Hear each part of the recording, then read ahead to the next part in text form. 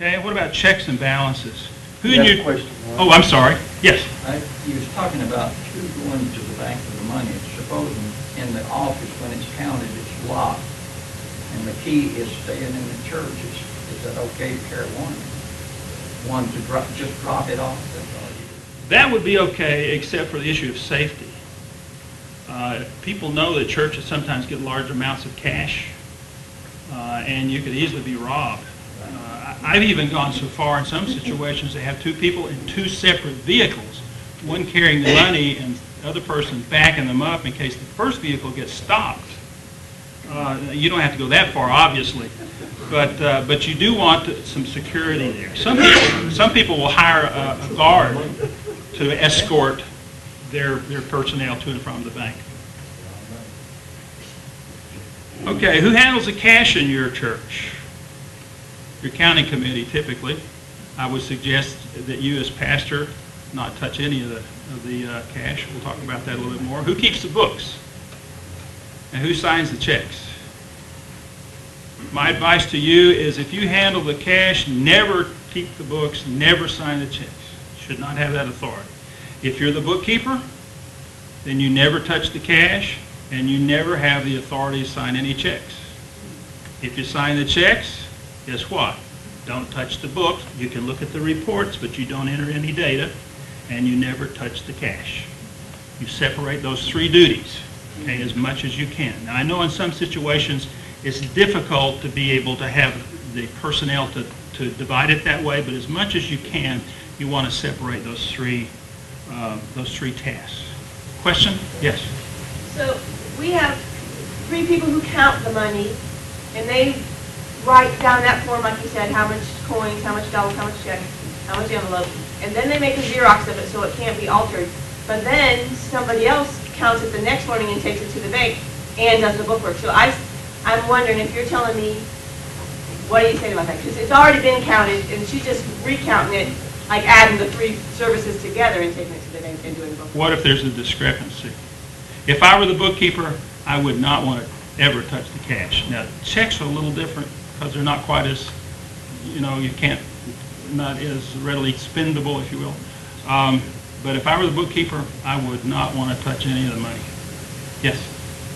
As much as I know a lot of our pastors have to put their name on the checks, it's always good to have that second signature required to kind of bring a little safety to that. 'Cause I know That's not a bad practice, provided that neither of the signatories signs blank checks. Don't ever make checks out to cash. Don't ever sign a blank check. Because when you do that, you're abdicating your responsibility to that other person. Okay? And you're defeating the purpose of having two signatures on the check to begin with. So if you're going to have two signatures, make sure you got two people with the authority to sign whenever you're going to need to do checks. Yes? I've had clerks or treasurers who felt necessary to be on the finance committee counting the funds. Mm-hmm. Any problem? Do they keep the records, the books? Yeah. Yeah, I would have a little concern with that for their safety. Yes. I know at one time we were told that all of our pastors had to have their signatures on those checks. Yeah, just okay. Dennis has pointed this out on page 172 of the minutes. Dispersed monies. These are the duties and responsibilities of the church treasurer. Disperse money from the treasury under the direction of the pastor. The pastor and treasurer are to sign all authorized checks. Okay? Now, how would I interpret that? All right, what I would say is, fine, that rule I have no problem with, but I want to make sure that my church treasurer does not count the money. Okay? He's not on the counting committee. Okay, any other questions? Okay, let me say something there. Yes. Our requirements are a two-part check. The pastor signs and someone on the committee signs. We have a finance committee of 3 people, but one signature must be on there additional to the pastor. You cannot have 2 people on the committee signing without the pastor, because that's against regulations in the Church of God. We have had, and I've been checking this, It's by no means my attempt to do anything other than help us. We have had, and Geraldine has brought to my attention, churches that are having sometimes just the pastor's signature on a two-party check, or sometimes having just two people, not one of them being the pastor. And we have sent those things back and said, this is inappropriate. According to the General Assembly minutes, you must meet this requirement. Now, the judge up here has also indicated to me that even at the bank does not necessarily check a two-party check. I can't argue that issue, probably is true, but it's still part of how we operate. Dennis, would not you agree there? That we need to stay current there, just as a way of keeping the fence at least high enough to meet regulations. Thank you, Bishop, for that clarification. And I would reiterate the point I just made too, that if you're going to have two signatures, have two signatures. Don't ever sign a blank check and turn them over to the other party and allow them to do whatever they feel like they need to. Recently, our bank told our church treasurer that they told her they wanted my name on the top signature line, that it was not to be on the bottom signature line, that I was supposed to sign at the top. They were that picky about it. That's the first I've heard of that, yeah. That's pretty. Have you? Okay. But Judge Deacon is correct that there are many times when the bank doesn't look at those things like they really should. Yes? What is your feeling on stamps, signature stamps? I would never have one made of my signature.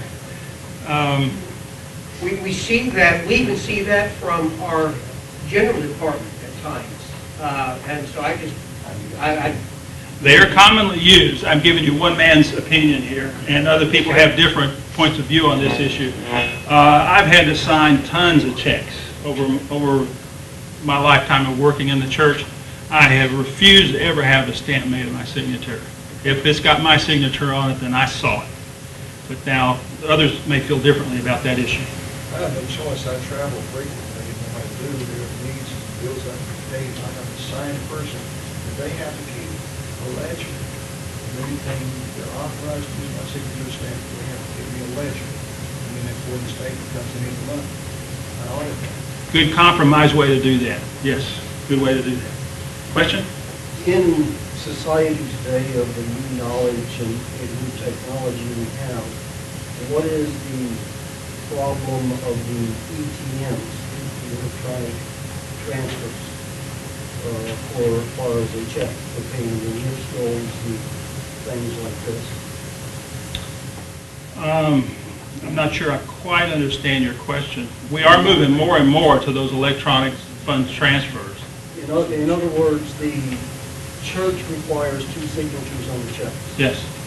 In order for you to have electronic transfer, and some of the places where we live up north are charging you if you don't have the electronic transfer.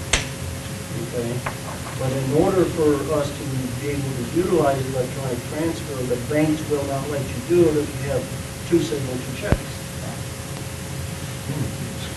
They will only let you do it if you have a single signature check. So we have to pay extra. For example, if I live in the city of Portage, they will not pick up my trash. I have to pay table disposal to come in and pay the trash. Because I don't and cannot do the electronic transfer, I have to pay them an extra $5 a month because I write out a check. Instead of doing the electronic transfer. Instead of doing the electronic transfer. Well, those are some. It's one example, I think, of a number of issues that are going to arise as we move more and more to these electronic transfers.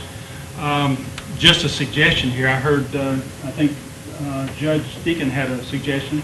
You can split your password. Most of these accounts are they're only designed for a single payor to issue the check. So one way to get around it, when I went down.